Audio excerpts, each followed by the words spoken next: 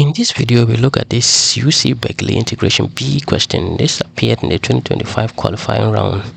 So what I'm going to do in this integral, I'm just going to simplify the numerator out. There's a lot of work in the numerator, so I'm going to simplify that one out and I'll come back for the integral.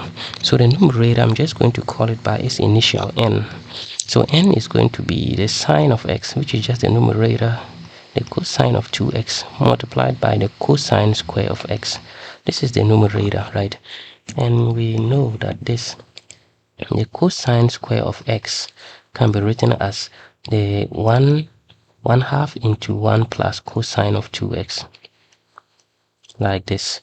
And we also know that cosine square of 2x can be written as 1/2 into 1 plus the cosine of 4x, like this.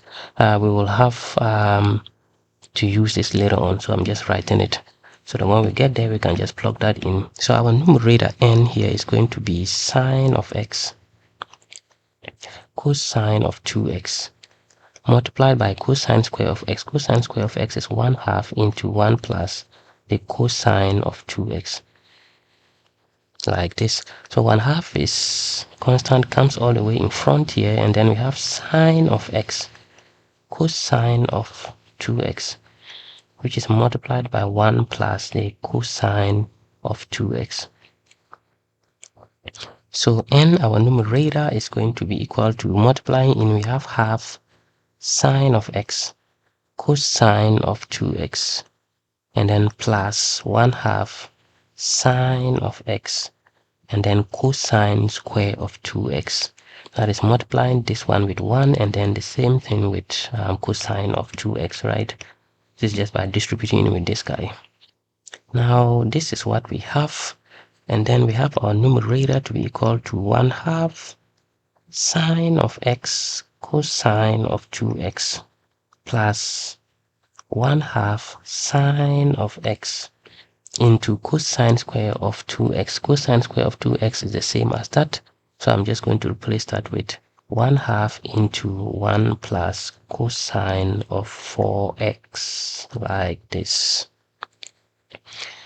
So n is going to be 1/2 sine of x cosine of 2x plus 1/4, because 1/2 times 1/2 is now 1/4, and then we have 1/4 sine of x plus 1/4 sine of x cosine of 4x.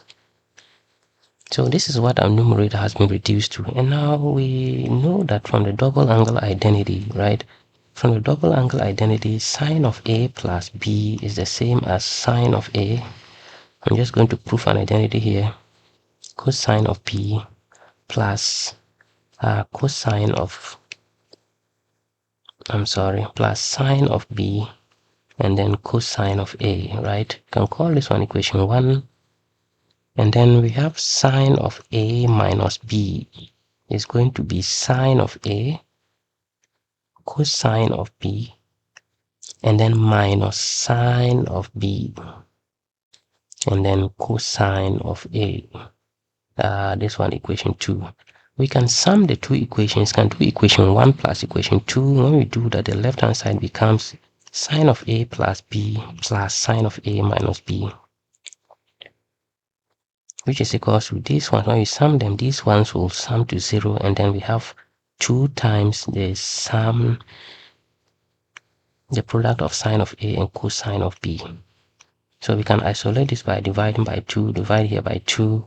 So that implies that sine of a cosine of b is the same as 1/2 into sine of a plus b plus sine of a minus b, like this.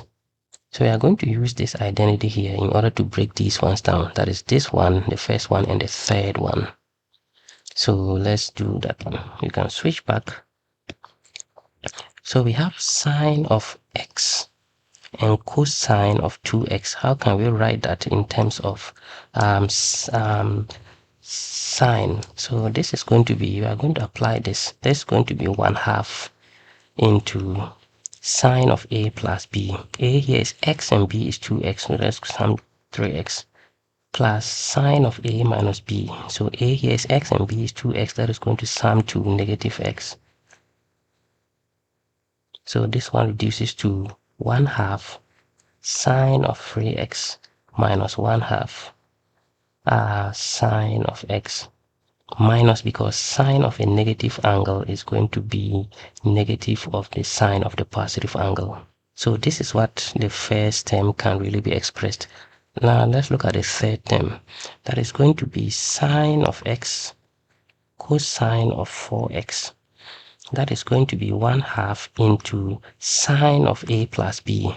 So a here is x and b is 4x. So that's going to sum to 5x plus sine of a minus b. That is x minus 4x. That is going to be negative 3x. So this is going to be 1/2 sine of 5x minus 1/2 sine of 3x, because sine of negative 3x is negative of the sine of 3x. Now that we have this and this written this way, we can then plug them back into our numerator, right? So now let's do that. Our numerator n is going to be equal to what? That is half of this. So this is going to be half times this guy. So that is now going to be 1/4. So we're now going to have 1/4 sine of 3x minus 1/4 sine of x, correct? And then plus 1/4 sine of x plus 1/4 sine of x. Last one is 1/4 times this guy. So that is plus 1/4 times this, and this can be written as this. So I'm just going to multiply it with the 1/4, which becomes 1/8 sine of 5x minus 1/8 sine of 3x, like this. So this and this will cancel. Why not? So this is going to be n to be equal to 1/4 sine of 3x. We are now grouping like terms, minus 1/8 sine of 3x plus 1/8 sine of 5x. So 1/4 minus 1/8 is 1/8. So this is 1/8 sine of 3x plus 1/8 sine of 5x. And that is equal to 1/8 into sine of 3x plus sine of 5x plus sine of 5x. So now that we have this, our numerator, we are just going back up here and we are just going to plug in into our integral. So our integral is the integral from 0 to infinity of the numerator over x dx. So now let's do that. Our integral I is going to be the integral from 0 to infinity of the numerator n, which is 1/8. I can bring it out here, and then I'll have sine of 3x plus sine of 5x divided by x dx. This is going to be equal to 1/8, the integral from 0 to infinity of sine of 3x over x dx. I'm now splitting this integral into two different integrals, plus 1/8, the integral from 0 to infinity of sine of 5x all over x dx. Cool result. So our integral I is now equal to what? These are the Dirichlet integrals. Find it difficult pronouncing that name, so I'm just going to write it here. The Dirichlet integrals. So the Dirichlet integrals is the integral from 0 to infinity of sine of ax all over x dx. This one evaluates to pi over 2 for all positive values of a. So for all a greater than 0. So this is a Dirichlet integral, this is a Dirichlet integral. So they will evaluate to pi over 2. So but we can evaluate that using Laplace transforms or using the Feynman trick. So 1/8 times this integral. So this integral here is going to be pi over 2 plus 1/8 times this integral, and that is pi over 2. So this is going to be equal to what really? This is going to be 1/8 out, pi over 2 plus pi over 2. And that is going to be 1/8 times pi. and that is going to be pi over 8.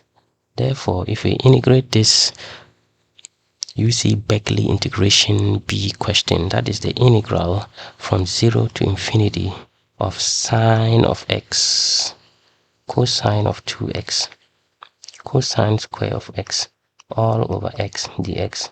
This one evaluates beautifully to pi over 8. And this agrees with the answer that UC Berkeley gave for this beautiful integral.